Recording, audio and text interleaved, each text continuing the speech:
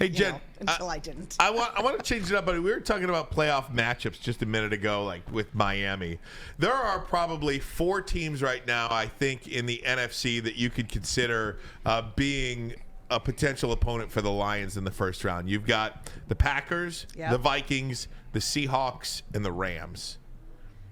Can I go in order of who I don't want to see? Yes, that's what I want you to do. Seahawks. Even though they've dipped a bit, I still think they have great confidence, and they've got the Lions number. One is Seahawks. One is Seahawks. I would have to say right now, number 2 has got to be the Green Bay Packers. And maybe it's 1 and 1A. I mean, the Packers, with what they're doing, the way that Jordan Love is playing, also that defense, and those are the things that we have to look at right now. And based on, so if you're going to say if the playoffs started today, you have to do this is the lineup the Lions go to the playoffs with if it started today, meaning Frank Ragnow is out, Aleem McNeil is out. We've got Anzalone coming off of injury. CJ is out. Yeah, we're missing some of those DBs still. And then I would say, God, the Rams don't scare me in the least. You don't want Matthew Stafford coming here, do you? I can just see the headline now. I would love it. I think they would kick his ass. For the story. I would dream to have that matchup. I would love that. Yeah, so if you're telling, I would love that matchup. Right. Can I give you my Vikings reason why I don't want to play the Vikings at all? Yes, please. I don't want to see the Vikings because week 16, week 18, and then again in week 19, that is a lot, man. That is a lot to see when you're better than a team, especially. And I think the Lions are much From better. A schematic, man, you got to stop doing that every time. What's he doing? Is he leaning in your shot?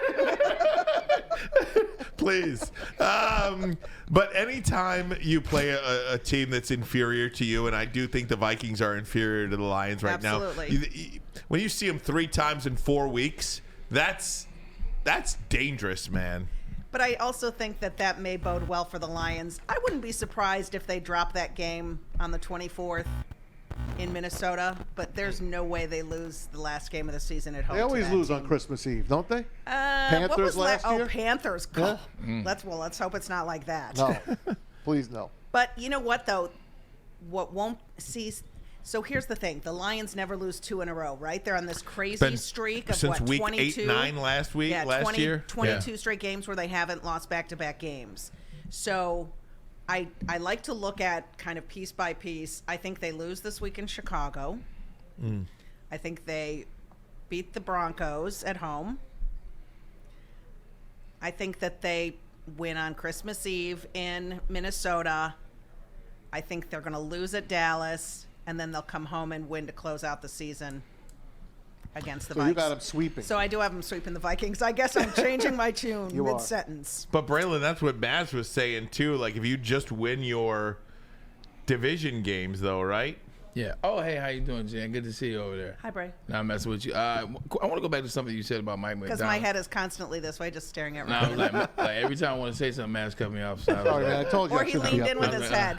Nah, I'm just messing around with you, Maz. I'm loving it. Mike McDaniel is definitely a breath of fresh air. Look, I have 2 kids that are on the spectrum, and I recognize spectrum injury. And the fact that he's a head coach operating at this level, and you're watching it, my 2 sons now can do anything. Like, I believe, like, the energy of that. So, like, when I watch him, I watch from a different kind of point of view. I look at that and I'm like, my son can be a head coach. My son can be a CEO. My son can do that. And I think he can do that as well. So that's one thing about Mike McDaniel that I love, that energy. But just getting back to Detroit Lions and Minnesota. Minnesota's falling behind. I'm not worried about them. So Green Bay necessarily not worried about that because you're thinking about the Detroit Lions. Them getting in the playoffs, this particular team, I'm not necessarily worried about anybody they will have to play. I'm just not. Like, I understand that they've got some injuries. I understand that some things haven't necessarily gone that way. But you watch this team fight through what they fought. Like, this core team is the 3-13-1 team. Like, they're 3-13-1 core. Then last year 0-6 core, and then they fought to be 8-2 in the last 10 games. So I just think once they get in, that's all they've been waiting for. And I think you get a situation where they get in, it can get rocking and rolling. Josh Dobbs is back this week. They say he is starting against the Raiders. So we'll see how Josh Dobbs bounces back. Yeah, and he's another mobile quarterback, and we've seen him do some good things. I mean, there's been a couple games I've watched where he's intimidated me a little bit to the point that I thought, boy, if he gets loose, he could hurt the Lions. How much of that you see? This is a great question. You see the game on Monday. You see the Cincinnati Bengals. They have Jake Browning in there. Washington Stubb from the Huskies hasn't won a game since 2018, and you watch him have this massive game. Josh Dobbs, first 2 games with the Vikings. But then what happened when Josh got at their 3rd game and then the 4th game? One of the big question marks is as these guys now get film, they're not the same quarterback because you're trying to figure it out. Jacksonville didn't know who the hell Jake Browning was. Right. When he took off on that run, they were like, I didn't know he could run. Did you know? I didn't know he could run. It's the proverbial 3rd time through the rotation. Exactly. You get some film on a guy, you get to see him a little bit, and then you kind of get his So I agree number. with Maz on that 3rd time. I agree with you, actually. That 3rd time, they'll be fine. Jet, look at this Lions season as a whole. I think when they beat Kansas City, we all thought there was no stopping them, and the expectations just continued to go up, up, up, up. And then there's been a little bit of a dip as San Francisco's gotten better, as Philadelphia is 10-1. Have your expectations changed at all along the way? So that's an interesting question because I feel like one of the most important or imperative things that anyone needs to do as an observer, an analyst, a journalist, is not to react. Yeah. And that, isn't it, what Dan Campbell says to his team all the time? Don't go here. Don't go here. We just keep going like this. Actually, their new thing is kind of keep going, kind of slowly up. Slow and steady wins the race. I don't think that what other teams are doing has changed my perspective on the Lions as much as what perhaps maybe the Lions are not doing as well as they once were is what has changed my perspective on the Lions defensively. Yeah, for instance. That's exactly right. I mean, what 29 has happened points, here? I think it's a 29-point average over the last 6 games. Now, can they outscore some teams? Sure. They've been outscoring the teams they've faced. Is that script going to play well come playoff time in Philadelphia, in San Francisco? I'm not sure. How much of that, asking this question, how much of that is starting to realize the absence of players on defense, starting to realize no CJG, starting to realize, the guys that are getting injured, Anzalone missed last game, starting to realize Emmanuel Mosley isn't on that side. There's a reason why Brad Holmes went out and got certain players in the offseason. These are the positions that we needed. And now that those players aren't there, is that starting to, along with the Lions' turnovers? I do think that there is a lot of that at work. Yeah, there's a correlation. Hi, do you have a question? No. I love him. I love him sneaking around and like grabbing Spivak's papers. great. See, I don't ignore people very well. Like I just whatever's happening. Like I have ADD, Maz. It's like tough when this is a virtual impossibility. There's like so many microphones and cameras and places to look and. I don't pay attention to anybody. Oh my God. Run. This is set up. I'm like a golden retriever in a Ryan's still pissed about his headphones. I'm a golden retriever in a squirrel park right now.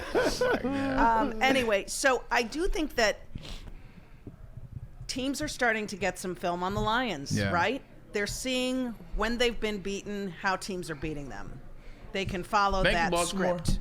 Thank you, Baltimore. Wow. Thank you, Baltimore. Man, Baltimore, didn't they come out of nowhere? And that's a great example, actually, Braylon. Baltimore is one of those teams that was a little bit under the radar and trying to find their way early in the season. Yeah. And boy, once they got their rhythm going, now everybody has them as the number 1 team to win the Super Bowl. I believe that their odds are right near the top of San Francisco. I think if you had to pick an AFC team right now, you'd have to say Baltimore, that right? Defense. That was the team I picked before the season. That is. Yeah, that was it really. So I picked the Ravens against the 49ers. I've realized you're right about a lot of things. I saw your JMO. Thank you so much. I saw your JMO thing the other day on Instagram. No, you don't. And you were one of the guys that said, lay off JMO. He's going to be fine. Because one of the biggest things is me being in that same spot. I was a first-round draft pick. I was young. I wasn't that young. I was 22. And JMO you weren't was that 20. fast. All due respect. Hell no. No disrespect taken.